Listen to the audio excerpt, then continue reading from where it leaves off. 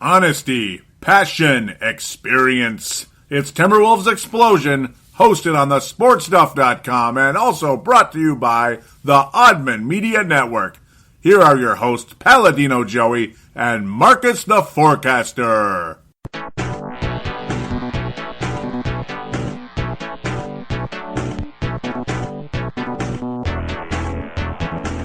Hello again, Timberwolves fans. Are you ready for the explosion of Timberwolves basketball? I'm your host, Paladino Joey, or Joey Awajan. Timberwolves Explosion is available on the sportstuff.com and on iTunes and Stitcher and Double Twist.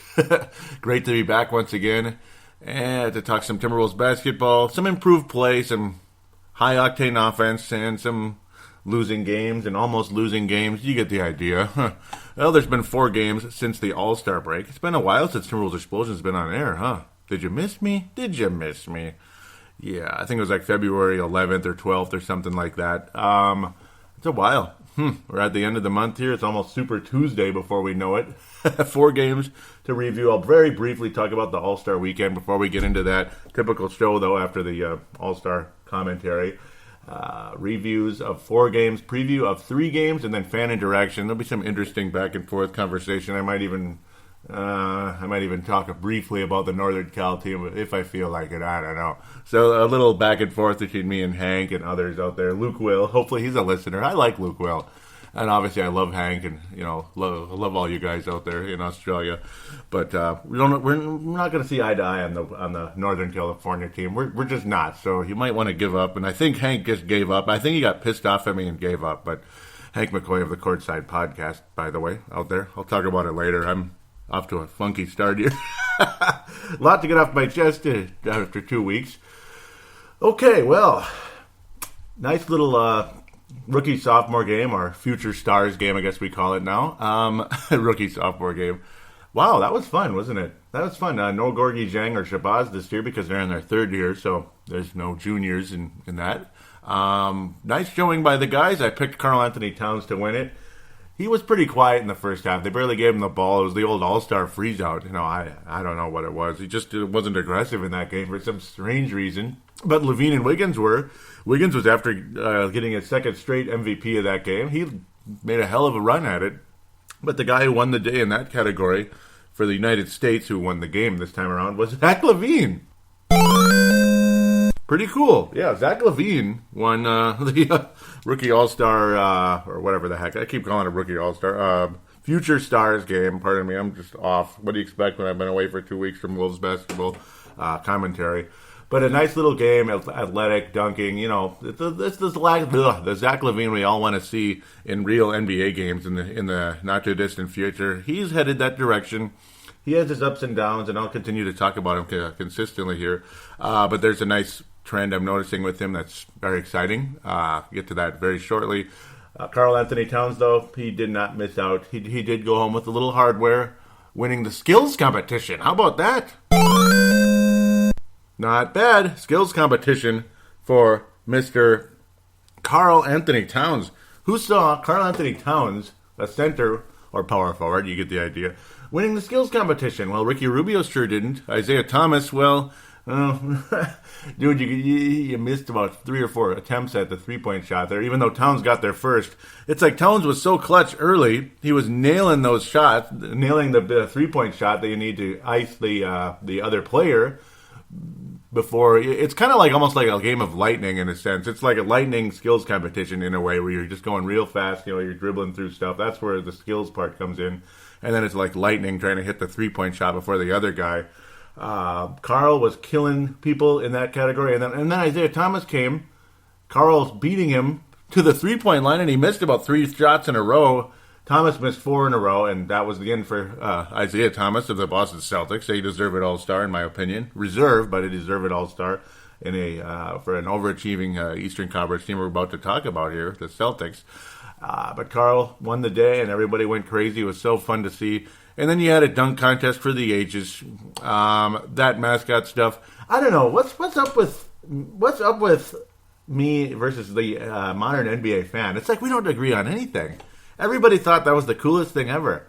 Just like the Northern California team and the best player on the Northern California team. Everybody he can do no wrong. That team can do no wrong. Oh, they're holy God. They're the greatest ever.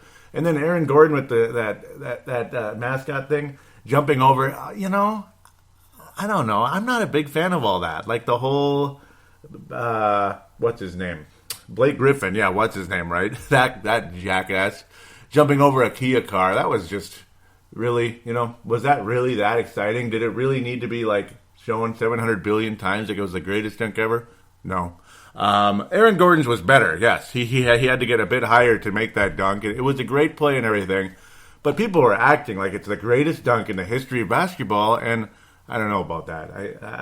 I'm not sure about that. I think there's others that could rival and beat it. Zach Lavine's opening dunk, I think, was probably his most impressive.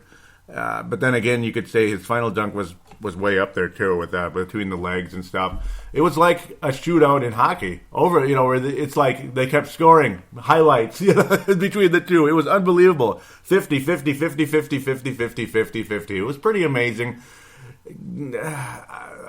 Some of the showboating gets old for me. I don't know. Maybe I'm too old school. It seems like people like that these days. And it's just a dunk competition. So what? It's all in good fun. Okay, that's fine. But sometimes it gets a little old, like the little showboating after the dunk. It's one thing doing the dunk, but the after the dunk stuff. Okay. Fine. Enjoy it. Whatever. I'm not going to get mad at you, I suppose. It's not my favorite, though. It's just not. Yeah. I don't know.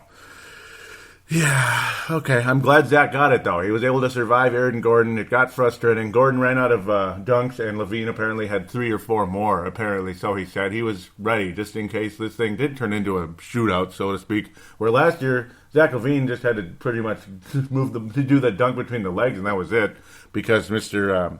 Oladipo pretty much injured himself on his second dunk attempt. His first dunk was amazing, and after that was it for Oladipo. All right, let's talk about Timberwolves games, shall we? Enough of the All-Star game and all that. It's fun. It seems like Friday and Saturday are better than Sunday these days. There have been a few All-Star games that were fun to watch. Like when Kyrie Irving got the MVP, he did a hell of a job in that game. It was very impressive. This year, that's about my thoughts on the game. Whatever. Was that basketball or was that just...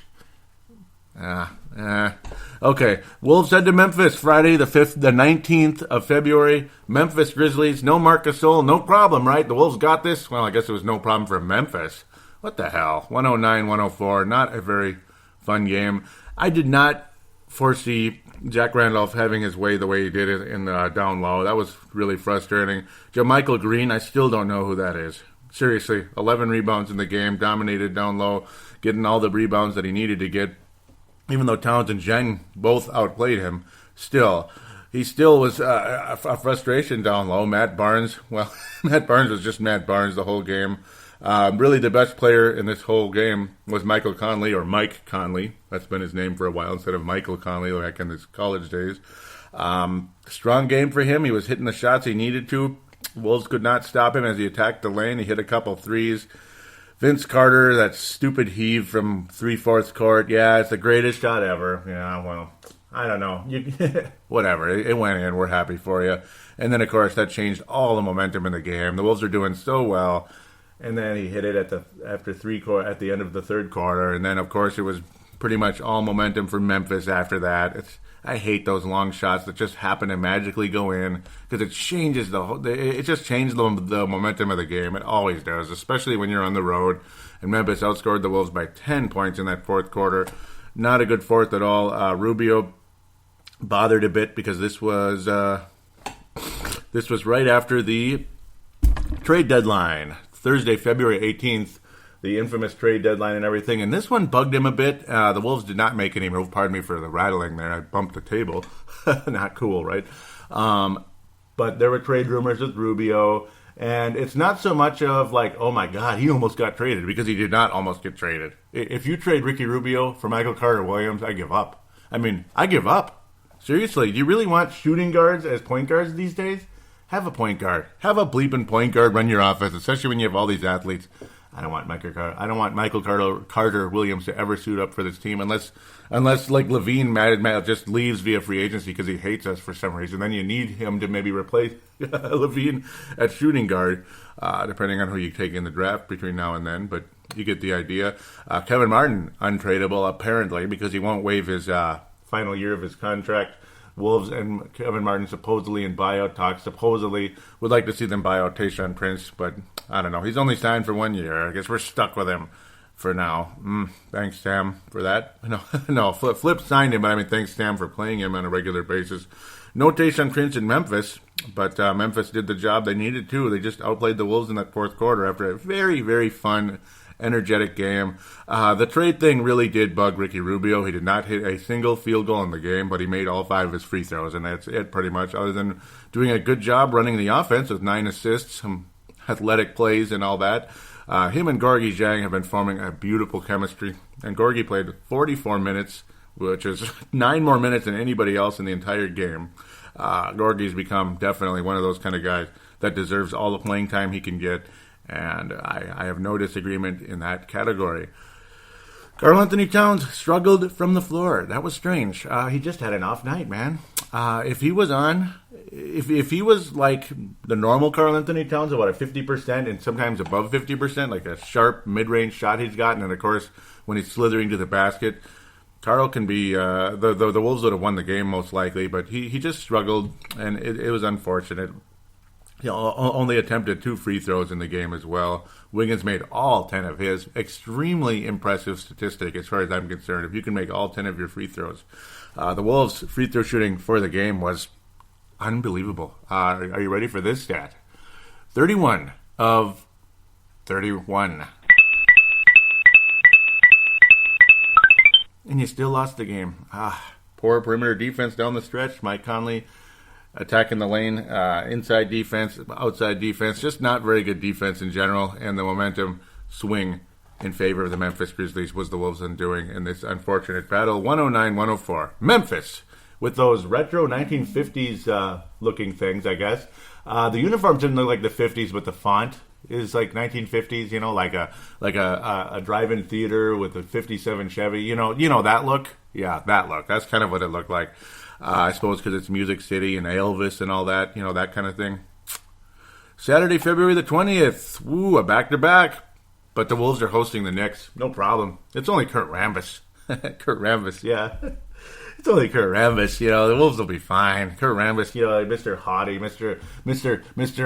I'm from the Lakers fast break, the Showtime Lakers era, man, and the triangle offense. I'm from both dynasties. So, screw you, Minnesota. I know what I'm talking about. Don't question me. I'm the best coach ever. I know everything. I absorbed everything like a sponge over there in L.A., even though I wasn't much of a player. Kurt Rambis is probably a worse coach than he was a player, and the Knicks rolled over the Wolves from the get-go pretty much, except the Wolves tried to make a nice showing of it at the end, kind of save face. I was outscoring the Knicks by 12 points in the fourth quarter, but pretty much from the get-go, it was like 9-0, 12-2, 18-6, and the Knicks beat the Wolves 103-95.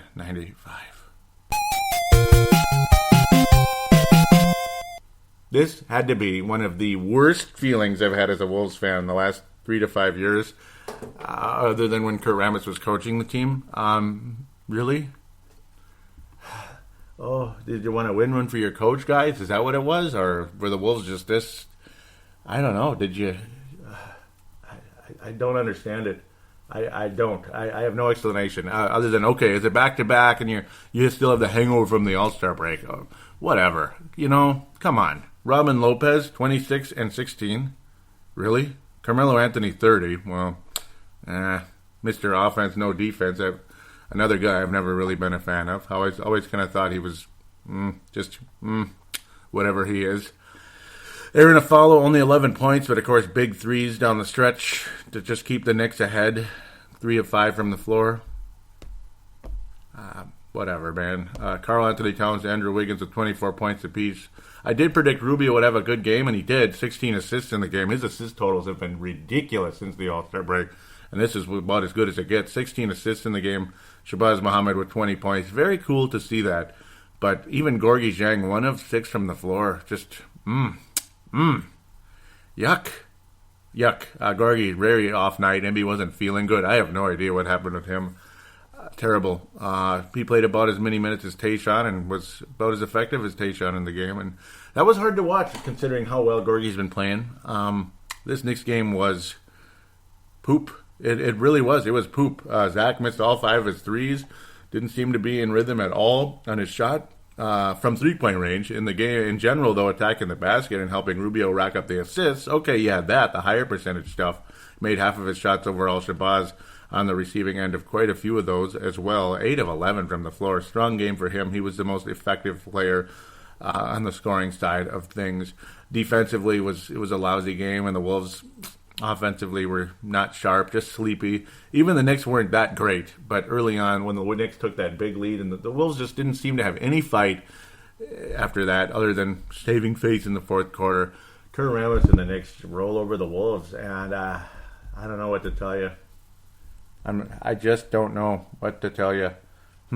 Yeah, lots of sound bites in this episode, huh? So apologize if it's too much. I probably won't have any more the rest of the way. That's a bit much. But lots of ups and downs in this show. And this was a big down. This was the biggest downer of all. Easily the biggest. What the hell? You had wonderful little awards coming to the Wolves. You had 3 awards given out, 2 to Zach Lavine. Wow, what a weekend for him. Andrew, very close to getting MVP of that game, but Zach stole it away. Monday, February the 22nd. The Wolves' offense awoken big time. It was 103-95 versus the Knicks, by the way, if I didn't mention it openly. Didn't really want to say it, but whatever, man. Terrible. The Wolves beat the Celtics 124-122, but they screwed around quite a bit at the end, did the Wolves. The Wolves were on the strong end of this one early on and kind of maintained their lead most of the way until the fourth quarter when things just kind of went ape-lay for the Celtics. The Wolves started missing free throws when they needed to make them at the end. They made them most of the game, but at the end they started missing them. Like Rubio missing free throws. Wiggins was 7 of 12 from the line. Yuck. What a yucky night for him. 75% overall for the Wolves. 40 attempts, 30 makes, so you get the idea. 3 out of 4. That doesn't look bad on the surface, but late in the fourth quarter, it was pretty lousy. Karl Anthony-Towns' dominance made just a very nice Tim Duncan type of up and under type of move with almost a Kobe Bryant type of finish on it too. The way he kind of wrapped around and laid it in, that was a beautiful play. It was like Duncan and Kobe mixed together. Pretty cool. Karl, definitely the best player in this game, I would have to say. Rubio very close to a triple-double, 8 rebounds, 8 assists, did not manage to get it, but he did get 15 points in the game, so that's good. Tyus Jones strong for the most part. A little awkward on occasion, but overall clearly shows some offensive talent coming off the bench. Definitely not a starter even later in his career unless something crazy happens, like he is really good in one of these summers, but I'm not anticipating he's going to be that good. Tayshaun Prince doing what he needs to do, coming off the bench and playing only 5 minutes. That about sums it up for me.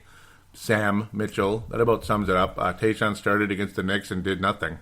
Pissed me off, pissed everybody off. Don't know what the deal is, though. Great defense in Carmelo, though. He only got 30 points, so we don't know. We know why Tayshaun was in there. He was in there to guard Carmelo, and he just fantastic. Thanks. Yeah. I don't know. When your best attribute is defense, you're not good at it anymore. Why the hell is he playing? Sam, come on, man.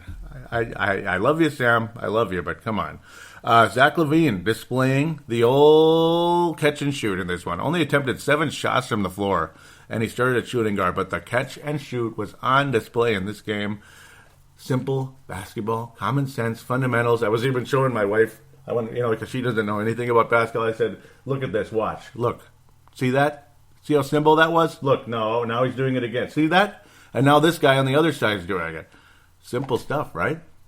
Just swing the ball around. And that's what Sam Mitchell actually is all about for all of you out there that hated or think that Sam Mitchell hates three-point shots. He's never been a hater on shooting. He really hasn't. It's just he wasn't very confident in some of the guys shooting threes. He had a nice sit-down interview with Darren Doogie Wolfson on the Scoop podcast, which does not need my help. I think he could give me a little help, but you get the idea. But it's a good interview, so check it out. I don't like giving plugs to big-name people anymore. It doesn't do me any good. What's the point? They get enough listeners. They get paid to do their stuff. So, but I'm not jealous or anything, right? Zach, catch and shoot, baby. There's your starting shooting guard right there. Catch and shoot. Yes, use your athletic ability, but don't force up shots. And Zach did not force up shots in this game. He was extremely efficient. when you're shooting long-range shots, you don't need to force it up unless it's like, I don't know, like you're on fire. You're in one of those on fire things. But if you're just forcing up shots all the time, you're not gonna succeed in this league. And that's why the Rashad McCanns and such have failed in this league, and the other guys. That's why what's his name is just a backup. Berea, guys like that just force up shots. But Lavine, who's built like a shooting guard, lanky, 6'6", 6'5", whatever he is, and catch and shoots, baby. Just catch and shoot that shot. He's got a beautiful motion on the catch and shoot, much better than when he forces him up. And it's a thing of beauty. And Zach Lavine will be very successful at shooting guard that way. And then, of course, you get to add in that athletic ability, which will help him get to all-star games, hopefully. More likely as a reserve than a starter, if you get the idea. I don't think he's top 5, top 10 talent in the league. I don't think he's that good long term.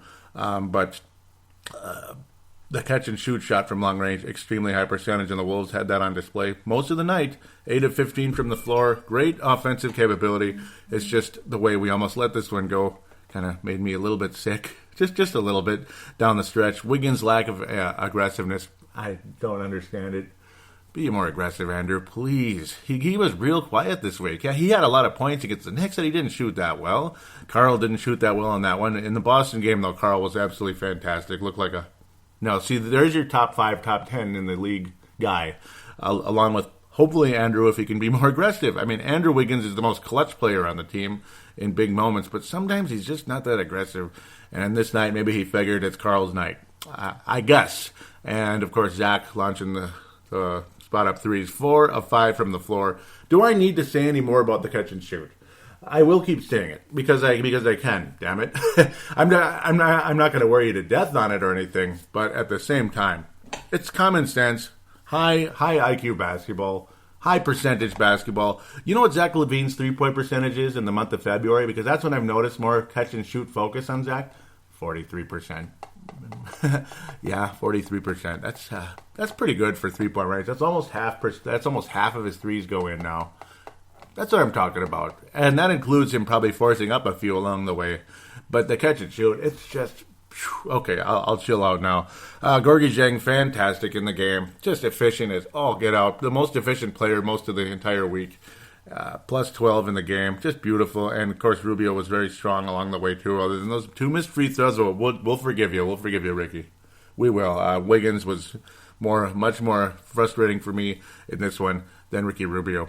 So those of you that think I'm only on Andrew Wiggins' jock and he can do no wrong, he can do wrong, all right. And everybody on this team can do wrong because Karl Anthony-Towns had a terrible shooting night against the Grizzlies. And if he didn't, we might have won the game. Everybody can do wrong. The Northern Cal guy can do wrong too. Guys out there, get off his jock. Damn it, I'm not on anybody's jock. Jay Crowder, who the hell is you? Who the hell are you, man? That guy just keeps getting better and better, doesn't he? That guy keeps getting better and better and better. I mean, starting out the season, I barely knew who the heck he was. He's a good little player, isn't he, over there in Boston? Man, frickin' Celtics, man. They're pretty good. Marcus Smart's good, too. Really like the team. Greatly coached.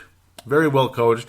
You know, it's like you want to say they don't have any stars, per se, but they have a lot of good players. Good players. They have a lot of solid to good players, and that's why they're good. And, of course, the coach is awesome. I mean, Brad Stevens, Butler, fantastic job. Talk about a guy who would be a perfect coach for the Wolves. Perfect. Wouldn't he be perfect for this team? Bummer, man. But maybe Fred Hoiberg. Don't be surprised if Fred Hoiberg's available this summer. Don't be surprised. That might be who Darren Doogie Wolfson was talking about when he's saying there is a current coach, NBA or college.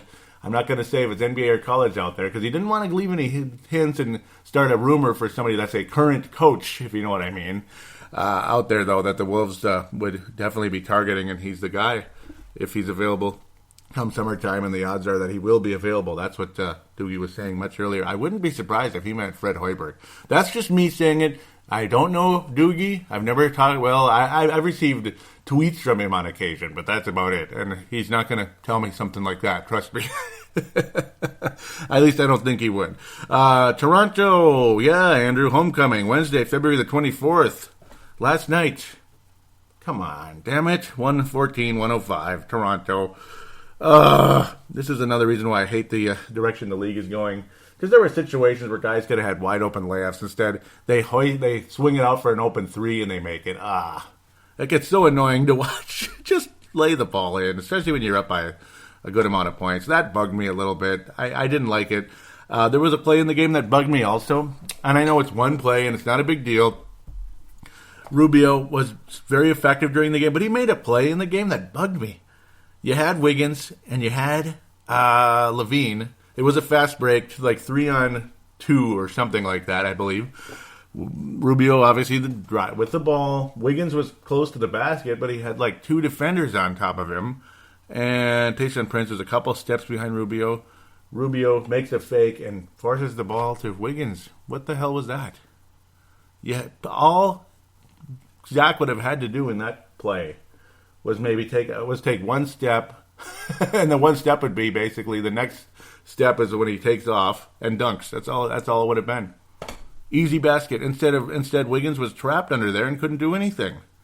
Ricky. And it was one play, but I had to make a personal note of it, and I'm glad I did. So I just wanted to say that. I'm sorry. I'm not a Rubio hater. I just didn't like that play. And in a close game like this, you can't afford to have a mental mistake like that. That was an easy basket. Just, golly, stuff like that drives me nuts. It really does. Wiggins started at shooting guard. What do you think that meant? It means Tayshaun started at small forward again. Sam, what the hell are you doing? Did he need to guard James Johnson or Louis Scola? Or what's the deal? Luis Scola, not Louis, but you get the idea. Sam, why is Tayshaun Prince starting in this game? Do you hate Zach Lavine or what? I mean, I don't know. Rubio hated Zach Lavine on that fast break for some strange reason. Tayshaun Prince had his most effective night, though, I've probably seen in a while. He made both of his shots, including a three-pointer. Tayshaun Prince hit a 3. He had 5 points and 5 rebounds in 17 minutes. Wow, pretty good. That wasn't bad. Wiggins was more aggressive in this game, but he wasn't that good. He did wind up with 26 points, though. That's nice. He was rough around the edges. 6 turnovers. This whole game just didn't seem right. The whole game just didn't seem right. You kind of could tell the Wolves aren't going to win, even though they had some strong moments that it made you believe that maybe they will pull this out. But overall, a very frustrating game. Poor defense down the stretch. The Raptors were not very good from three-point range until later on in the fourth quarter. They started scorching all of them, and it was annoying. It was really annoying. DeRozan made both of his threes in the fourth quarter. Lowry made, I believe, all 3 of his threes, at least 2 of them in the fourth quarter. So frustrating. And DeRozan just eats up this team. I don't know if he's the guy a lot of people seem to forget about when we keep talking about the 2009 draft and passing on this guy and taking that guy. You know what I mean? That crap that I don't want to bring up anymore. Well, we passed up on DeMar DeRozan too, and he's pretty good. Breaking news as it happens. He made the All-Star team for a reason. At the end of the day, if we took the Northern Cal player that I don't want to mention anymore, if we took him, then the Wolves would not have Wiggins or Towns. You do have to remember that. Okay. Yeah, and Love probably would have still wanted to. Well, maybe he wouldn't have, but you get the idea. It would have been interesting. I don't know what the chemistry would have been like. But DeMar DeRozan is a legit full-size shooting guard who would have fit in pretty nicely as well. Don't get blinded only by the Northern Cal guy. I like DeMar DeRozan too, and I actually wanted him at that spot. But, well, yeah, here we are today, not worrying about it because we have Towns and Wiggins. We just had to wait a little while and got rid of Kevin Love because he's not as good as we thought he was. Damn it. Cleveland's figuring that out the hard way. We would have figured it out with current Northern Cal player, former Davidson player on the roster. So, yeah, I keep mentioning him even though I don't say his name. Gorgui was fantastic in this game. Extremely efficient. Fantastic. I'm talking with an accent for some reason. Fantastic game for him. Towns was off again. I don't know. He was rough around the edges. Lavine was rough. 5 fouls for each of those guys. Gorgui even had 4 fouls in the game, but he had a block of the ages. It was so beautiful. What a nice block by Gorgui. He just swatted that thing into the third row. Fantastic. Loved it. Kind of like a young Garnett on that play. And Gorgui is just so effective as a starting power forward on this team. Just beautiful. How can you not love him? And you will hear from Marcus the Forecaster if I can bleep and remember. I better remember. In the fan interaction segment, we got to get Marcus involved in this show. That's why I try to text him in the night. That seems to be when he answers more. and because he's an old night owl. That's usually when we recorded these shows at the time, in those days. So it was fun. But you'll hear from him, and he talks about Gorgui a bit as well. Just a very strong week, other than the Knicks game, and I'll try to forgive him for that one. A very Tayshaun-like performance in that one. But really, nobody played well in that Knicks game. Nobody. Rubio had 16 assists. That's about the highlight of that game, and that was nice. But well, Shabazz did too. But you need more than just Shabazz to beat even the Knicks out there. So, seriously, you got to play better than that. This game was a very winnable game, but the defense was not good down the stretch, and I don't know, the effectiveness was not there at times. It drove me crazy. Really did. But thank you, Gorgui, for a fantastic performance, and Wiggins at least being more aggressive, but really rough around the edges. 6 turnovers in the game, not what the doctor ordered for coming home and kicking that team's butt. That would have been nice to see. So there you go. Let's wrap things up for this segment with the awards of the week. Despite the New York Knicks game, Gorgui Dieng is going to get he's going to get the Lone Wolf Award for this episode and the Johnny Flynn Memorial. See, I keep bringing that up. Maybe I should change that too, so we can forget about that 09 draft finally, once and for all. Even Hank McCoy's harassing me about that now. Ugh, I got that message in the middle of the night. Of course, I didn't see it till the morning, but you get the idea. He knows how I feel about all that stuff, but. The Johnny Flynn Memorial, the worst player since the last show or the week, whatever. It's going to go to Tayshaun Prince and Sam Mitchell. Sam, why do you keep starting Tayshaun Prince? And Tayshaun is just great defense against Carmelo. Thank you very much. Just great defense in that game. He had a nice game against the Raptors, not the Celtics. Nice game against the Raptors. Not bad, efficient. He actually did very well in that game, to be quite honest, but overall, I'm going to give him the why am I saying that? The Johnny Flynn Memorial, and Sam Mitchell's getting a 2 for continuing to start him, despite the fact when Zach Lavine starts nowadays, he's getting better and better. For a little while there, it seemed like when Zach started, he was less effective than when he came up the bench. It was weird. Just weird. But Zach, that catch-and-shoot performance against the Celtics was a thing of beauty. Just needs to keep doing that. Needs to keep starting, and they need to keep setting him up for those. Just keep them coming, baby. Keep them coming. So that's it. Segment 1 done. Segment 2 on the way. Hey, Kurt Rambis, I guess we didn't give the proper effort tonight either, huh?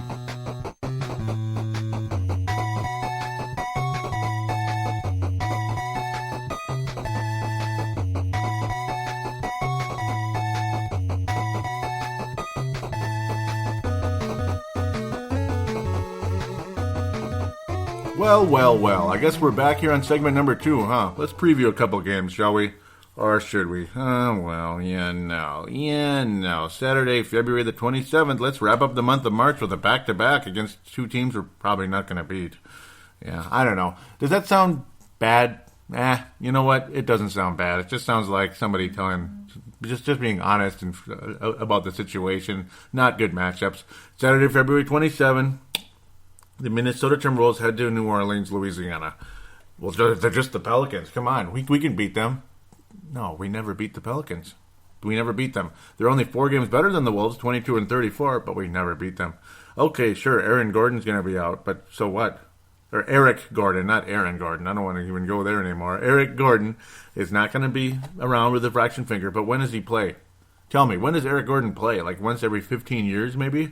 Omer Asik sprained ankle not that long ago. He's out. Wolves aren't going to win, though. Anthony Davis always rolls all over us, though. Hopefully, the only hope the Wolves have to win this game is Karl just goes ape bleep on Anthony Davis. He's going to have to. He's going to have to outplay Anthony Davis, but somebody else is going to have to compliment him out there. Is it Gorgui? Is it Zach? Is it Ricky? Well, no. Nah.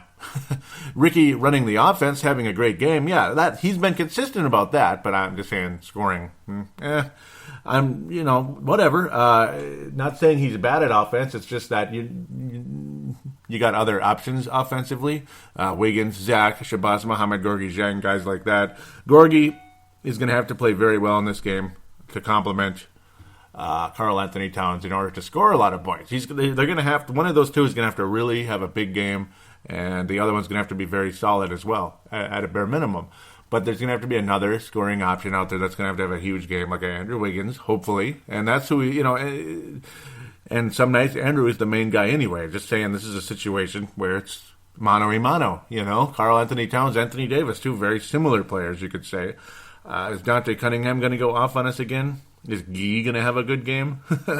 Do we have to even talk about Deshaun Jones? Oh, come on. Or Norris Cole or Drew Holiday, who always seems to kick our butt. Drew Holiday always seems to. Last time Ryan Anderson made like 5 threes on us. It was just unbelievable. But for the Wolves to win the game, it's going to have to be, obviously, what I just said. Both big men are going to have to play. One of them is going to have to play great, one very good. And then the key in this one is going to have to be, one of the carousels. I'm going to say, Deshaun Jones is a good defensive guard. For the Wolves to win this game, it's going to have to be Shabazz Muhammad. I'm going to go with Shabazz Muhammad in this one. He's going to have to kind of come out and score 20-plus in this game. Going to have to be a big factor. And, of course, Ricky Rubio running the offense, double-digit assists, all that, and Karl, hopefully, with upper 20s to 30-ish.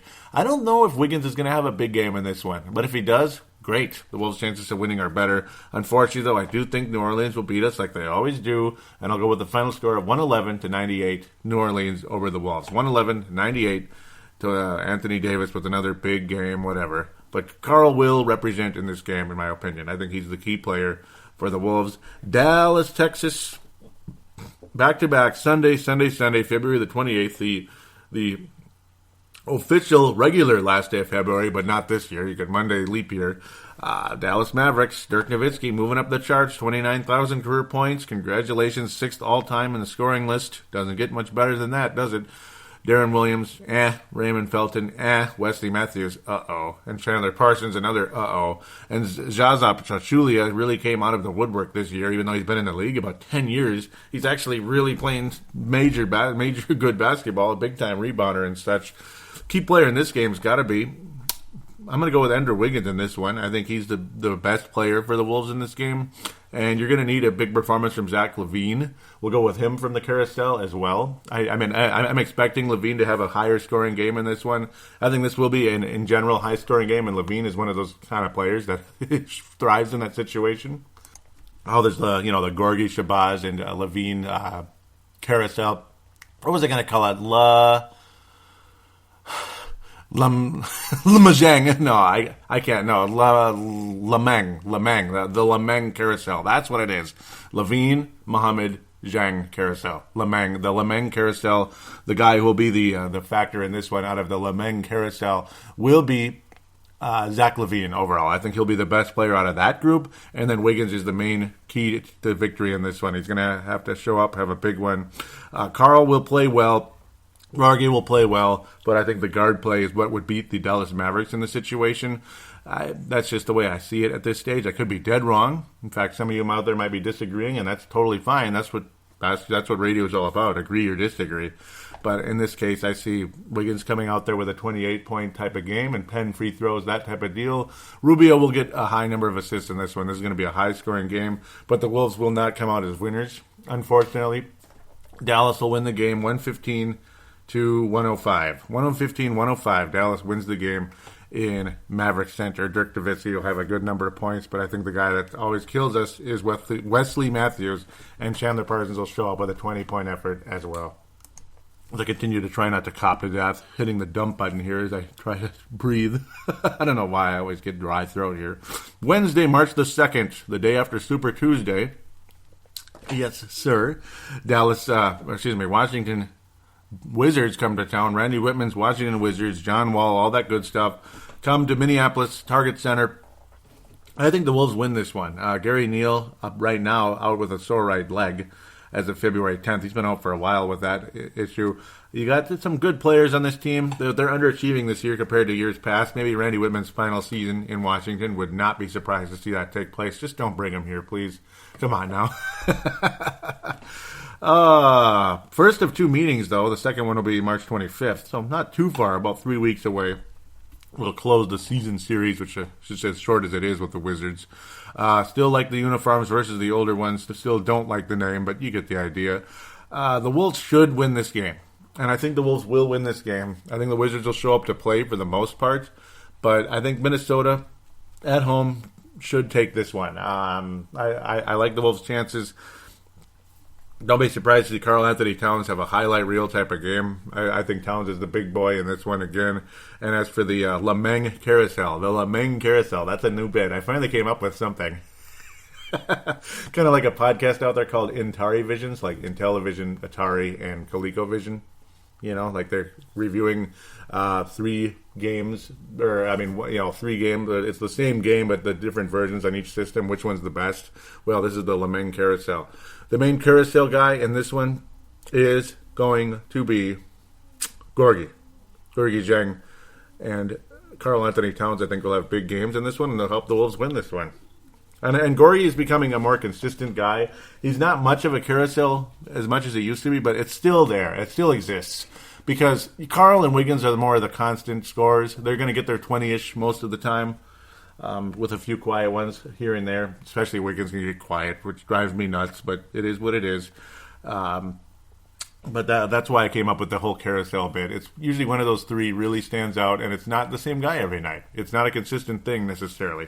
But I think Gorgui will be the factor in the Lameng carousel. Hopefully I can remember that.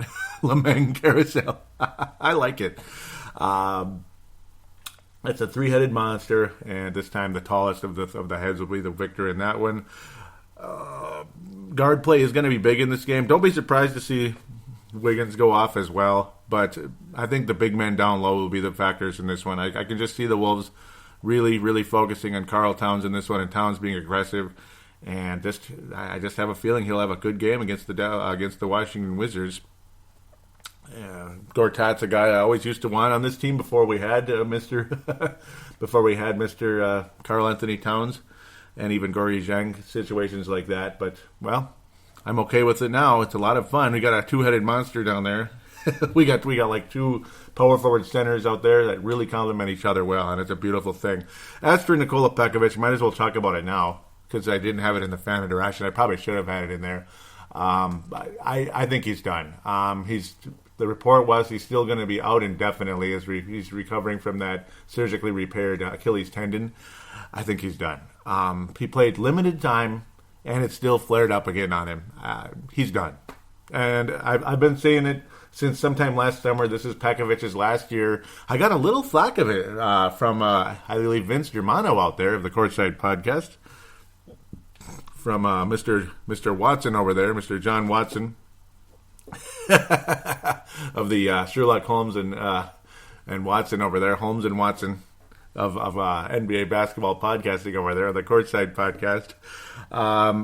He didn't seem to like my thought process on that, but I get a vibe he probably agrees at this point. Another guy, though, I think is done because it's kind of flaring up again, and I don't think a lot of people in this town agree with me. They seem to be kind of annoyed with my statement on the other Facebook pages out there, T-Wolves, Flips Army and Wolves Nation. I think Kevin Garnett's done, too. I don't think there's any doubt that he's finished. This is his final season in the NBA. He may play a couple more games, but I think Pekovic is done. I mean, done. I don't think he's going to play another game in the NBA. And if he does, well, more power to him, but it'll be so limited, and he'll just be out again anyway. But my bold prediction of the week is Pekovic will not play another game in the NBA. And for me, this isn't bold at all. Kevin Garnett's not going to play again next year. What for? He'll be 40 already, and he'd be like 22 years in the league. The only reason would be to like pass like Kevin Willis what's his name?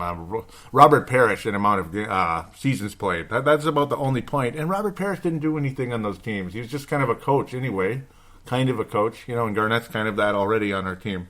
At least he shows up for the games. He didn't last year. I remember he got sick for a while, and I got mad at him and gave him a Johnny Flynn Memorial one of those times. But, okay, well, that's okay. I won't be giving him that anymore unless he comes out and says something very stupid.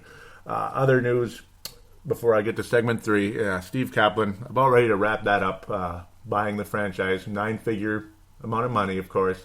$100 million range, 30% of the club. He is going to have say on things more than people want to believe. Sid Hartman will tell you he's going to have zero say. This is Len Taylor's team, end of story. But just about everyone else will tell you Steve Kaplan is going to be a major factor in the direction of this franchise, hiring a coach, general manager, all that good stuff. Well, president of basketball, whatever. Don't be surprised if Milton stays and Sam Mitchell goes. But Sam Mitchell, though, in that interview with Darren Doogie Wolfson was very, very worth listening to. And Sam is who I thought he was. Even though I gave him flack about things and about this and that during the season, and of course starting Tayshaun Prince, I hate that. I just hate it, and it doesn't make sense. But Sam Mitchell is a basketball maven. He really is. He's a guru of the game, without a doubt. At minimum, he's an elite assistant coach in this league, and I wish it worked this way, and it maybe would have back in like the 60s and 70s. When egos and salaries and this and that weren't what they were, and people weren't as cliquey as they are today. People are very cliquey now. But I wish Sam Mitchell could stay on the coaching staff for the new head coach. I wish he could be the top assistant for the new head coach. I think he's that good as an assistant. I really do. I think very highly of the guy. His basketball knowledge is as high as it gets. It really is. But his ability to be a head coach, I think, he's a decent head coach, but I think you can get better. I think you can do better. But as an assistant coach, I think you'd be hard pressed to do better. I think he's one of the best assistants in all of basketball. I don't know him personally, and a lot of you out there have met a lot of Timberwolves players, and I think I sense a little tension if I say something not so friendly about the guy. But this is radio. I got to say what I'm going to say. I'm not chumming up with anybody. I can't do it. I could maybe have a respectful relationship if and when I ever meet some of the players, or coaches. But it'll be a respectful business relationship. I'm not going to chum up. I'm not going to kiss their feet. They're not holy. They're just people. They put shoes on like we do. You know what I'm saying? So people rip me too. You know what I'm saying? I go through a lot of crap every day, actually, to be honest with you. So that's just life. Maybe not every day, but regularly. There we go. And I don't make 10 million. I don't make 1 million. I don't make 100,000. All these guys make well over that. So well over the 100,000 range. So it happens, and they know that. So with that, we'll wrap this up. We'll go to segment 3 and fan interaction.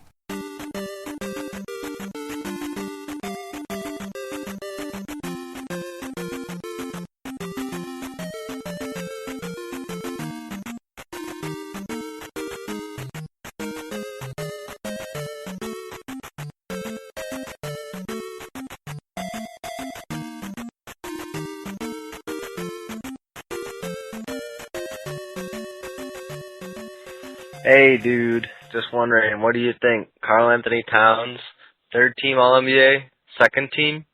I don't think first team. What do you think? Hey, we're back here on Timberwolves Explosion, segment number 3. You just heard the voice of a caller that didn't give their name. Now, of course, this is the fan interaction segment. That's why we let off with that. That's a tradition we like to do usually on my shows. They didn't leave a name. It sounds like Aaron, though, an old buddy of mine. I used to work with him at Holiday years ago, back like circa 08, I believe. 07, 08, 2008. Sounds like Aaron. I'm not sure, though. Next time, whoever that is, please give me your name. Please feel welcome to call again.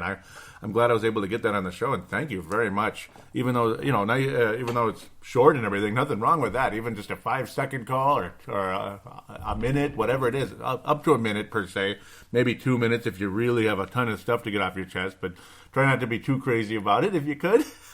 This was fantastic, though. Karl Anthony-Towns, not first team All-NBA, no. Do you mean this year or long term? Long term, I think he could be first team. He could be. Second team for sure. This season, third. I'll go with third team All-NBA because you got a lot of other stars at this point in time. Second team, well, if he goes on a massive surge and the Wolves start winning games like crazy, like in March and April, okay. But no, I don't think he's second team. I think he has a chance at third team All-NBA at this stage, at the center position. He has a chance at it, and I hope he gets it. That would be fantastic. So that's where I would go with. Please let me know your name, though. Either tell me on Facebook. Oh, yeah, on Facebook, obviously. Either on the Timberwolves Explosion Facebook page. That's facebook.com/Timberwolves Explosion. Facebook.com/Timberwolves Explosion, all one word after the /, or Twitter @Wolves Explosion, because Timberwolves Explosion doesn't fit. It's @Wolves Explosion. And the call-in line remains 209-736-7877, 209-736-7877. Again, please do leave your name if you could. And I wish I said that on the last couple of shows. That might be why you figured, maybe you don't want to leave your name. But it's more, I don't know, it's more fun if you leave your name so I could call you by name and people might be able to know who you are, that type of thing. Also, from Canada, I received a 5-star rating, and I really apologize for not getting to this sooner. It was at the end of November. Steve Shika Dance, I believe I'm saying it correctly. Well, apparently, Timberwolves Explosion is the most popular Timberwolves podcast in Canada, and damn it should be, right? No, apparently it is, though, from what I can tell. From what I can tell, it's the most sought-after Timberwolves podcast in Canada, and it's like you think, okay, Canadians might listen to Timberwolves because of Andrew Wiggins and, Anthony Bennett for like 5 seconds, but because of Andrew Wiggins and all that, like how Australians first jumped on to Timberwolves because of Luke Longley, and then later on Shane Heal for a very short stretch, but Luke Longley especially, that was a big deal over there in Australia, and you'll hear that quite often when I talk to Vince and Hank and such, especially Vince, who loves the Timberwolves 20 years later, obviously Wolves over there, Nigel Southern. Shout out to him if he's still listening. He listens off and on. A busy guy in the financial world. Gotta love him over there in Aussie. The fact that you guys seem to like Timberwolves Explosion more, though, than these other weeds that popped up the last couple of years. And I don't mean to be mean about it, but some of the posts I see, it's just, I don't know. I sense a little bit of sabotage sometimes. Oh, they have the best Wolves, finally a good Wolves show. It's like, that makes me so mad when I see that. But this one is coming the other direction. And thank you so much, Steve Shikadance, so much. I'll read it out now. Great podcast. I've listened to all the T-Wolves podcasts I could find, and this is definitely the best out there. Intelligent commentary and wonderful game review. Thank you very much, Steve. I really appreciate that. That is just awesome. Now, that's on iTunes. In order to read the reviews, I need to log into the country, and I'd been doing that for the longest time, and I just forgot. I got lazy. I kept thinking, I don't think anybody in Canada cares about me, damn it. But it's like, you know what? Sometimes they do. And thank you so much, Steve. I hope you're still listening. I hope you didn't give up on me thinking that, he's not going to read my post. He says he's going to read posts and give you a nice shout out whenever they give you a positive review. But I got to it, and I apologize, and I'll be better about it in the future for the others out there. Maybe I know somebody in China that listens to the show on Twitter. I know her on Twitter. Millie is her name if she's still listening. So hello to you in case. Yeah, just thank you very much, Steve. I appreciate that. That means a lot because a lot of these shows, they pop up, they think they're better, and then where do most weeds go? They tend to wilt and die, don't they? The Timberwolves Explosion is an oak tree, damn it. I'm not wilting and dying. I'm a frickin' redwood when it comes to Timberwolves basketball. Doggone it. And I'm not encouraging anybody to stick around longer than me now because they're not gonna. I was here first and I'm not going away. So there you go. Let's try to get to the Facebook pages and such. Now, those of you that are willing to write a positive review on iTunes, please do. Not begging or anything. It's helpful. It's really nice, and it means a lot, and it encourages others out there to listen to this show and such. I mean, it's like you look at these other podcasts, and they got tons of positive reviews. You just know that just like all their close friends and stuff. I don't know. Their show is not any better than Timberwolves Explosion, and I've heard that from multiple sources as well. So I'm not the only person saying it. So let's get to the Timberwolves Explosion Facebook page. Like I already mentioned how to get there. Facebook.com/Timberwolves Explosion. See, now my show is really dropping off the charts right now the way I'm going. No posts, no comments on my posts, but visitor posts. There will be a decent number, I got to think. February 2nd. Let's get caught up where I'm supposed to be. And there we go. Hank McCoy saying, that's my guy. Lavine honors Flip Saunders after the dunk contest. Yes, and that was fantastic. And I didn't mention that, and I apologize. But I figured I'd get to it here. That's probably why. It was like a mental thing. Zach Lavine did honor Flip Saunders. He dedicated the award to Flip and his family, saying, hey, you're the man that took me. You believed in me, and you motivated me along the way, encouraged me in my ups and downs in his rookie year and such. And that was nice and very touching. I could imagine how Zach felt about everything. Vince Germano say, going to look good in Laker yellow. Kobe's mentoring him. He'll be telling him to come to L.A. And I'm like, conflict of interest. Tampering charges are on the way. And Vince says, he'll be a retired player. Can't do a thing. Look at you. You and your tampering. Excuse me. I can't stop, can I? Oh, yeah, I'm going crazy. Vince Germano saying, totally agree with what you said on your last show about Gorgui Dieng. I hope whoever the new coach is will keep playing him next to Town. I think it shows plenty of promise, and I really hope so, too. That's the thing that always scares me. New coaches come in, and things change, and it's like, come on. I think Gorguy's a starting power forward or center. I think he can start in this league. I don't think there's any doubt about it. And this last week, he earned that Lone Wolf Award, and thank you very much for that, Vince. I really went on a tangent last show, and I'm a pretty big Gorgui fan. Can you tell? And a lot of people out there think he's not that good and stuff. I think some of them are turning around, though, but not enough, maybe. Vince Germano, again, like I always say, the Courtside Podcast, Timberwolves Explosion. Hopefully I haven't lost the Courtside Approved label yet, because I don't like the Northern California team. I don't like their style. I don't like the players. I don't know. I'm just not a fan. And Hank mostly, I think he kind of doesn't like that I'm so, negative on that team. Hopefully I haven't lost that label yet. I apologize if I'm annoying you, but I can't help it. I got to give you what I got to give you. Just like you might be a Laker hater and such. I mean, not everybody has to like the Lakers either. So, or the Grizzlies. Ooh. Vince saying, I know this probably won't happen, but I would love it if the Lakers swung a trade for Shabazz. I really feel he needs the shackles released and he will explode. Still believe he's going to be a big-time scorer.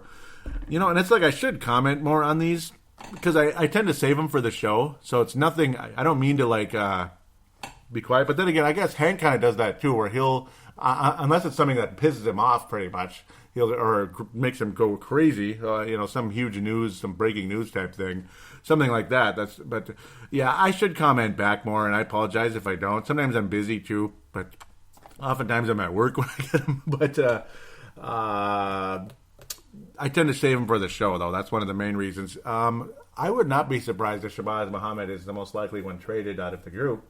Right now, I think the Wolves are very dedicated to Zach, and I would hope that they don't lose Gorgui Dieng. That would be terrible. And, of course, Towns and Wiggins, you lose either one of them, it's game over, baby. You do not want to lose either one of them. You do not want either one of them gone. And any post about the Wolves, are the Wolves ready to trade Wiggins out there? Any blogs about that? Just, can we please? Oh, no, I'm not ready to trade Andrew Wiggins. I'm sorry. I'm not ready to trade Andrew bleepin' Wiggins. I'm not ready to do it. All right? So, Twitter, at Wolves Explosion. One of these decades I'll get to it, right? At Wolves Explosion. Give that a follow. That's the term for Twitter. Isn't it a beautiful term, too? And I'm probably not even on the right account, which is I am. Amazing. All right. So, generally speaking, it's mostly retweets and stuff. Oh, Kurt Vince at Vinrock44 says, Rambus, my boy. Oh, Vince, why do you have to say it? Oh, why'd you have to say it? Why? And I also retweeted the Joey King post when they finally won a game, the Gophers. They beat Maryland. Yeah, if you finally win a game and you beat Maryland, I mean, okay. You can't beat Northwestern, but you can beat Maryland. All right. Yep. That's like when the Wolves can't beat the Lakers, but they beat let's say, they beat Toronto at home. That was pretty good. That was a nice win. That was about the sixth best team maybe in basketball right now. Yeah, that's about the Maryland Terrapins right there. A couple of followers. Thank you very much. God bless you. And I'm following back as long as you didn't unfollow me since then. Ooh, T-Wolves Army MD East. I like that. Middle East. Huh. Cool. Thank you very much for following. Hopefully you're a listener. Boring Wiggins. Oh, no. Clear for the Timberwolves. Just doing my best. Not affiliate. Boring Andrew Wiggins, huh? He's not boring. Come on. You know what?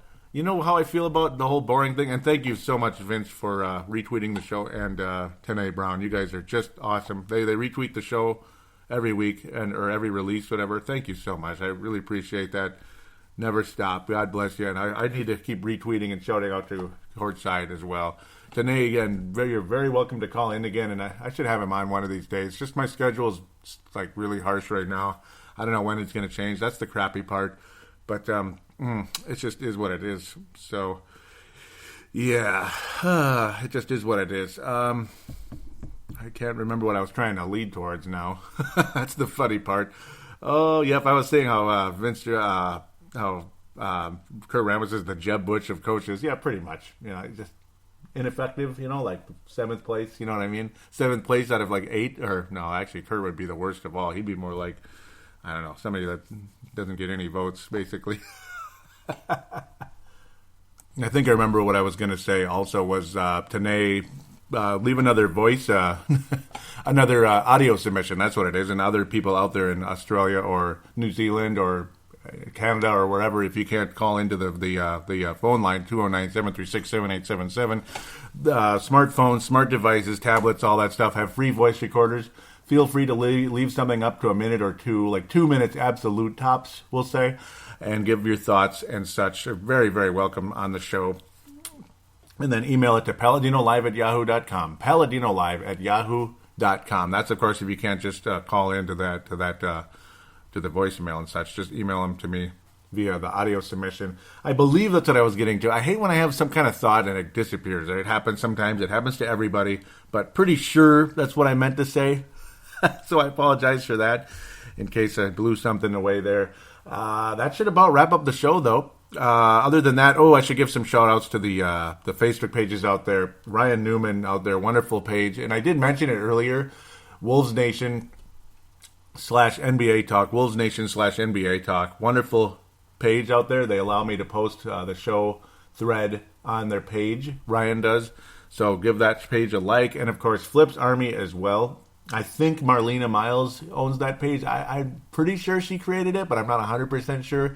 Wonderful artist here in the Twin Cities. Does a lot of good drawings and got to showed her picture to her pencil drawing to Zach Lavine himself. That was pretty cool, and he loved it and all that. Pretty cool as she drew Zach Lavine. And another guy out there has a Shabazz Muhammad drawing as well that he met Shabazz, that Shabazz liked it and took a picture with him. And nice picture with Marlena and Zach. That's our profile picture right now. That's pretty cool. That's pretty cool. I'm a little jealous in that sense. You know what I'm saying? Just a little bit. It'd be nice to get in there too, but get into the Wolves locker room or wherever it was. No, that wasn't the locker room. It was like the hallways, but to be able to get into those off-limits areas where the players are available, that type of thing. One of these days, I better get in there. Heck, I'm the host of Timberwolves Explosion, so maybe I should. Damn it. I should have a press pass. Damn it. Yeah, it's called crappy work schedule. That one being 36, I guess. That's the sucky part. Doesn't have to do with anything, does it? Thank you guys so much for listening. I'm not going to stop hating on the Warriors. As long as the media keeps forcing it down my throat, I'm not going to stop hating on it. And as long as people keep posting stuff like that constantly on Facebook, I'm not going to stop hating. I'm sorry. I just, I don't know. I don't have to be a fan, just like people don't have to be a fan of all this. Didn't have to be a fan of the Bulls back in the day, or the Lakers, or anybody. So it's just one of those things. You don't have to be a fan. You don't have to like everybody. So bleep that team. So that's all I got to say about that. Thank you again for listening. God bless. Go Timberwolves, and hope for a nice, positive week once again.